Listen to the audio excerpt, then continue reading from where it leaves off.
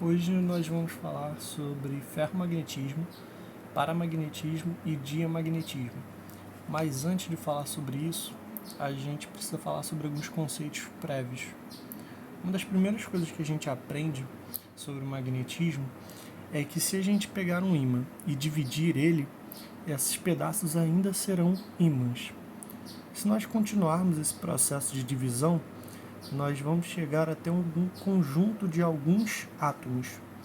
Esse conjunto de alguns átomos nós chamamos de domínios magnéticos. Vamos representar aqui.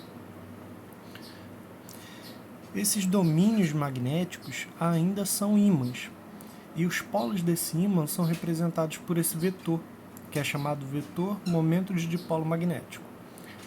A seta desse vetor, a ponta dele, indica o norte magnético, enquanto a outra extremidade indica o sul.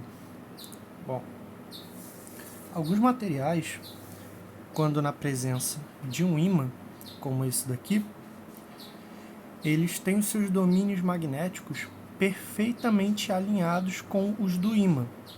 Como você pode ver aqui, os domínios magnéticos do ímã estão perfeitamente alinhados com o do material.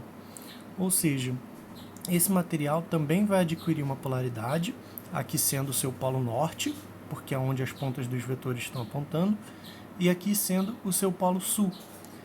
Como o polo norte do ímã vai estar mais próximo do polo sul do material, então esse material vai ser atraído pelo ímã. Como esse alinhamento é muito perfeito, esses materiais ferromagnéticos eles são fortemente atraídos pelos ímãs, como está escrito aí embaixo. Um exemplo de material ferromagnético é o próprio ferro, que dá nome a essa categoria de materiais. Um outro tipo de material são os materiais paramagnéticos. Os materiais paramagnéticos, eles também têm o seu domínio magnético alinhado com o do ímã, porém esse alinhamento não é tão perfeito. Então eles são fracamente atraídos pelos ímãs. Um exemplo de material paramagnético é o alumínio. Mas se você já tentou usar um ímã no alumínio, você viu que ele não foi atraído. É porque esse fracamente atraído, ele só consegue ser percebido se você usar um ímã muito forte. Um ímã que normalmente não se encontra fora de laboratórios. E a terceira categoria são os materiais diamagnéticos. Os materiais diamagnéticos, eles também não têm um alinhamento muito bom, um alinhamento muito perfeito, mas nós conseguimos ver que, ao contrário dos materiais paramagnéticos, esse alinhamento fraco ele se dá no sentido oposto ao do ímã externo. Ou seja, nesses materiais diamagnéticos, aqui eu teria um polo sul e aqui eu teria um polo norte, que é onde a ponta dos vetores estão apontando. Ou seja, como o polo norte do ímã estaria mais próximo do polo norte do material, esse material seria repelido pelo ímã. Só que como esse alinhamento ele não é perfeito, eles são fracamente repelidos pelo ímã. Um exemplo de material diamagnético é o ouro. Novamente, assim como acontecia com os materiais paramagnéticos, esse afastamento só consegue ser percebido se você usar um ímã muito forte.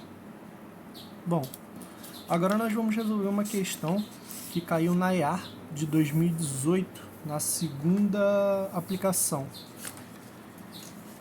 Ela fala assim: entre as substâncias magnéticas, aquelas que ao serem colocadas próximas a um ímã cujo campo magnético é intenso, são repelidas por ambos os polos do ímã, são classificadas como... Bom, então as informações mais importantes para a gente resolver essa questão são dadas no enunciado. Ela fala que são colocadas próximas a um ímã cujo campo magnético é intenso. Isso é importante. O campo magnético é intenso. E fala que elas são repelidas.